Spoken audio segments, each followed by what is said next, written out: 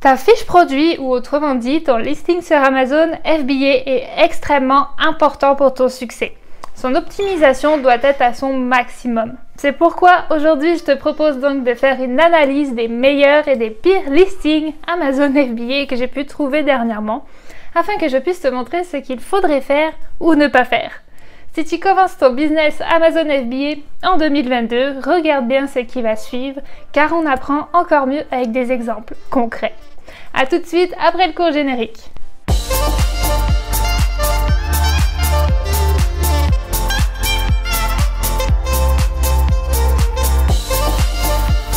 Salut tout le monde! Pour ceux qui rejoignent tout juste la chaîne, je m'appelle Coralie et si tu veux monter ton business Amazon FBA, tu te trouves sur la bonne chaîne. Alors bienvenue à toi sur cette vidéo, ancien ou nouveau. Et bien sûr, n'oublie pas de t'abonner si ce n'est pas encore fait. Bon, faisons d'abord un point. Ton listing sera tout ce qu'aura ton client pour connaître ton produit. Lorsque tu es dans le commerce en ligne, il faut pouvoir accrocher le client pour obtenir une vente. Il faut que tu puisses leur donner la meilleure expérience possible. Effectivement, ils ne peuvent pas toucher ni manipuler le produit. Ils sont donc privés de leur sens, mis à part la vue. C'est pourquoi tu dois utiliser tous les outils mis à ta disposition par Amazon. Mais attention aussi à ne pas étouffer ton client d'informations. Bref, le visuel est très important. Sur la première image, il faut que tu puisses attirer l'attention et déclencher le clic. Sur le reste de tes photos et vidéos, il faudra que le rendu soit professionnel. Les listings avec des vidéos et du contenu A+, ont d'ailleurs des meilleurs résultats à point de vue conversion des visites des clients en vente. La vidéo dans un listing est hyper importante. Les gens aiment ça et se rendent mieux compte du produit.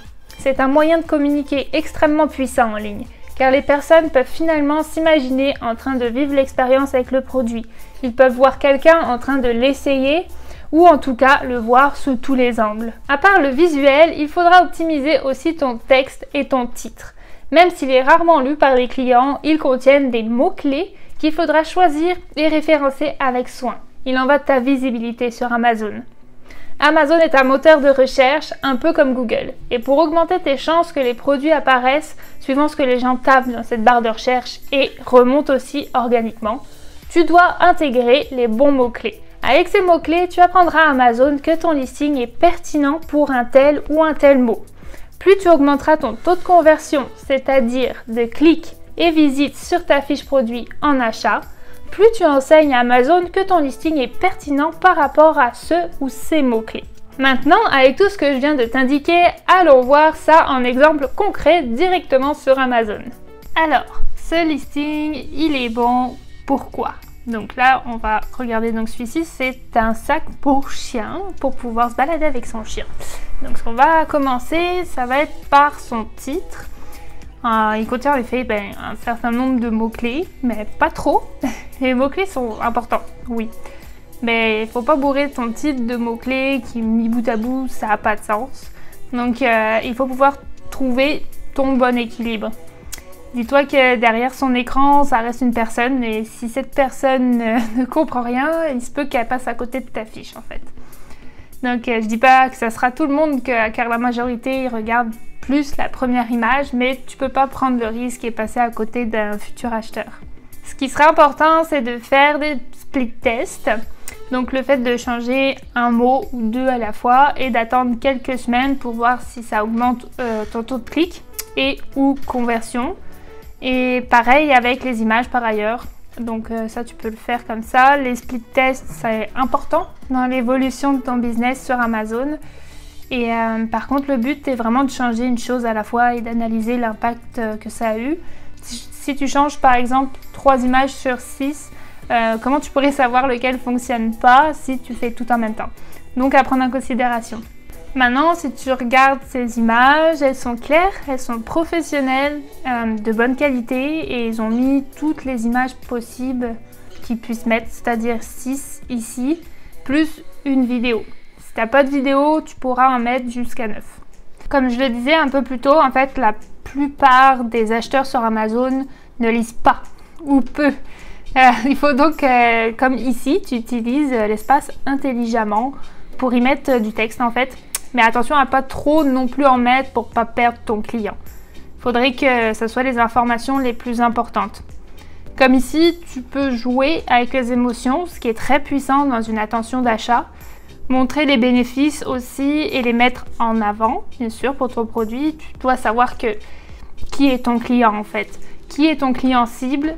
Ici, ça ne sera pas le chien, n'est-ce pas? Donc, tu dois t'adresser à la personne derrière l'écran et lui faire ressentir ce dont elle a besoin.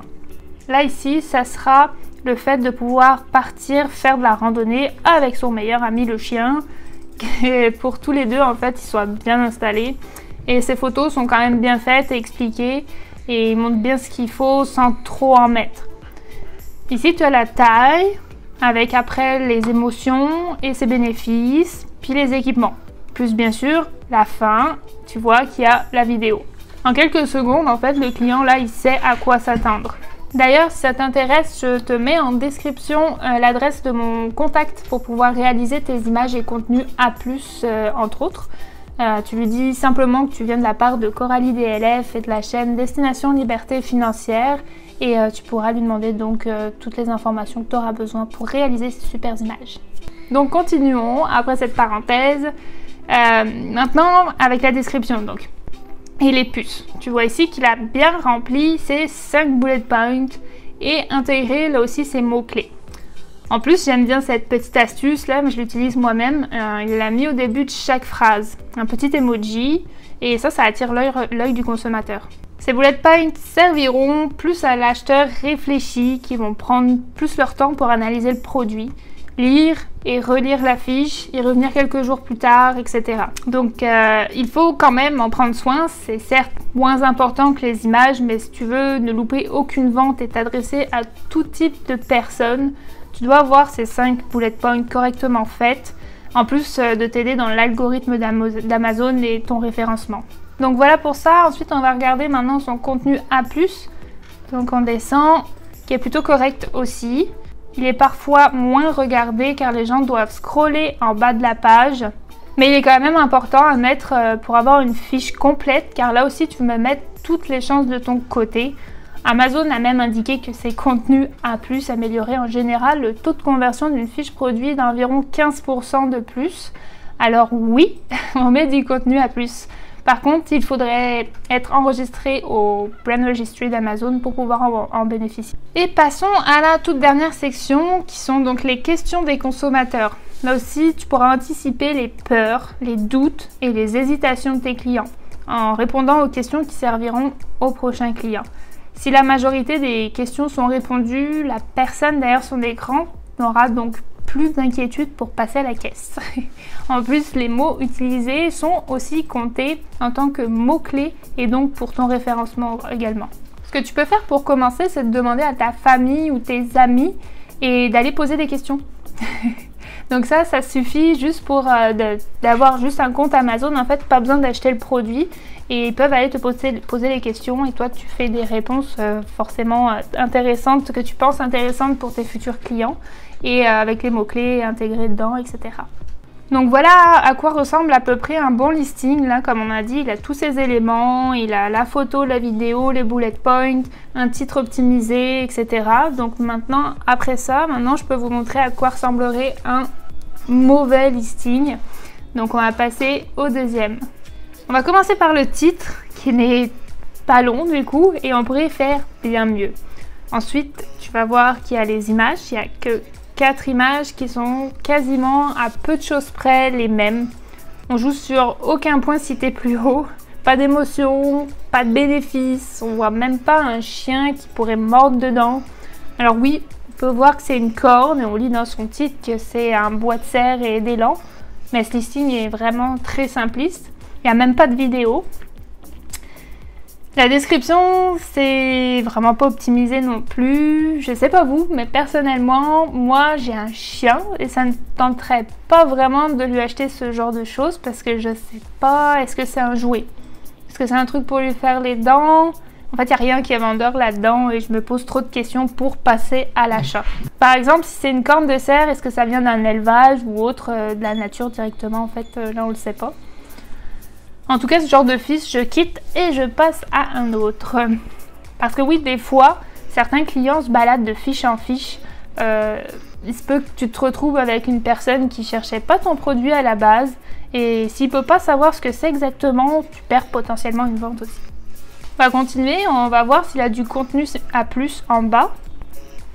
Et donc non, effectivement il n'en a pas non plus.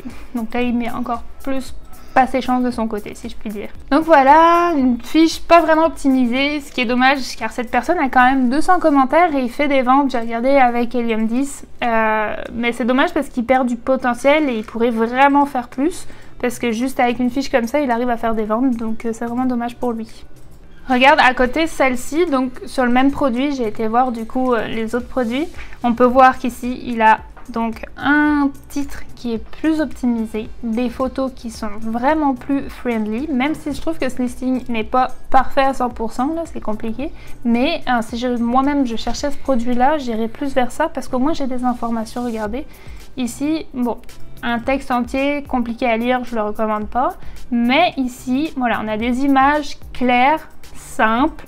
C'est combien? C'est 4,5 à 5 pouces, ok, on sait à quoi s'attendre. Pas d'odeur. Et ensuite, vous avez toutes les autres informations qui sont ici, claires, simples. Plus une petite mise en contexte avec un petit pitou en train de mâcher. Plus une petite vidéo. Donc à ce point-là, on est quand même correct. Puis, on regarde les bullet points ici, qui sont toutes optimisées. Et si on descend, on a notre contenu à plus, avec des photos et des descriptions pour nous informer. Puis il y a même ici un petit shoe level pour savoir à quoi s'attendre au niveau de la dureté du produit pour les dents du chien, etc. Sur Amazon, dis-toi que maintenant, l'acheteur, il a le choix aujourd'hui. En fait, on peut passer d'une fiche à une autre. Celle-ci me donne vraiment plus confiance. Et ça, c'est la clé pour tes clients, en fait. La confiance pour leur acte d'achat et auprès de ta marque si tu en as une. Sinon, j'ai trouvé aussi celui-ci, qui est encore pire. On a quasiment rien. Okay, nous les femmes on devine un peu, mais j'ai pas confiance. Est-ce que c'est de la qualité? Est-ce que ça va me tenir? J'ai aucune information et image qui me pousserait à acheter avec eux, avec ce vendeur là en tout cas. N'est-ce pas mesdames? Ça c'était encore un autre exemple, mais là pour le coup on voit bien que c'est vide. Je vais pas repasser sur tous les détails, mais c'était juste pour vous montrer encore un autre exemple de ce qu'il faut pas faire. Encore un autre produit, une autre niche complètement différente. Là, c'est ça aussi que vous pouvez retrouver si vous allez regarder le texte correct. Mais par contre, c'est vrai que là, pour le coup, au niveau des images, la première image est claire. Mais les suivantes, je trouve que... Bon, donc, si on regarde là, c'est écrit vraiment quand même assez petit. Il faut forcer l'œil pour pouvoir voir ce qu'il y a d'écrit. Et il y a énormément de texte. Ici. Là, c'est bon, c'est correct. Et là, encore du texte, un gros texte en bas. Encore un gros texte ici. Les gens s'embêteront pas vraiment à lire ce qu'il y a écrit là sur votre truc là. Ils veulent vraiment avoir la première info, la phrase qui représenterait en fait juste ce produit-là sur une image. Ne bourrez pas vos images de texte comme ça. Ces bullet points ont l'air optimisés et sinon il a aussi son contenu à plus. Il y a quand même des jolies images, je trouve que le branding n'est pas si mal fait, mais vraiment sinon à part ça, je trouve que vraiment là le contenu à plus est correct, c'est ça. Mais sinon au niveau des images il y a vraiment trop de texte, donc ça aussi ça à éviter. Je pourrais vous montrer d'autres exemples, mais je pense que l'idée est passée. Tiens, d'ailleurs, dis-moi en commentaire si vous voulez que je vous montre d'autres types de listings dans une future vidéo. Et maintenant, je t'invite à aller voir celle-ci. Pour pouvoir lister ton futur produit sur Amazon directement depuis le seller central. À toi de jouer! Prépare bien tous tes mots-clés, images, vidéos et lance-toi. Le tout sera de trouver le bon équilibre entre tout ça. Ni trop, ni pas assez. Sur ce, n'oublie pas de t'abonner, partage, commente. Cela encourage beaucoup mon travail. Et merci à tous ceux qui me suivent déjà. À bientôt à toute la communauté québécoise, française et tout simplement francophone du monde entier. On lâche rien. Ciao, ciao!